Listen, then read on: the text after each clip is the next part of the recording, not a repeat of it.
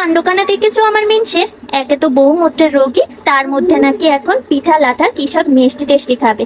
বহুমূত্র জিনিসটা তোমরা কি আর বোঝোই বাবু? তোমরা তো আবার এ যুগে ছেলে পেলে গো। ওসব ওই যে ইংরেজি ফেংরেজিতে ডেরাইবেটিস না কি বলে নাকি, সেই রোগ আছে তার। গণ গণ খালি ইস্যু করতে দৌড়তে। সে যাই হোক, এইসব রোগ বালাই হলে ওইসব মিষ্টি ফাস্টা খাওয়া চলে না গো। সে কি আর সেসব মানে?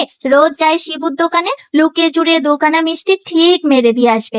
আর আজ এই বৃষ্টি বাদলের দিনে বায়না ধরেছে গো, তাকে নাকি বানিয়ে দিতে হবে তেলের পিঠে। বাবু আমি পড়েছি মহাযাতনায়। একদিকে তাকে লতা পাতা ছেঁচাচেচি করে খাওয়াও রোগ বালাই ভালো হওয়ার জন্য, আর আরেকদিকে এসব মিষ্টি মাছটা বানিয়ে খাওয়া। তা করার আর কি আছে বলো? বাড়ির ধান ভানিয়েছি, নতুন চালের গুঁড়ো, দেখে তো রোগ লাগতেই পারে বলো। বেশি খেলে কি আর হবে? বড়জন না হয় কবরেই যাবে। তাও যাই হোক, বানিয়ে দেখুন, পরাণে চেয়েছে বলে কথা। দেখো আমার বাসার গরুর বড় ডিমটা না নিয়ে নিলাম। বড় ডিম না নিলে তো হয় না, যাতে ছেলে পেলে গো আমরা ভালো ভালো জিনিস খেয়ে অভ্যাস। তারপর সবকিছু মাখিয়ে ঝুঁকিয়ে দেখতেই তো পাচ্ছ তেলে কেমন টপাটপ দিচ্ছি আর বেজে বেজে উঠছে। অনেক তেল চাই গো, কিপটে মানুষরা আবার এসব পিঠে খেতে পারে না।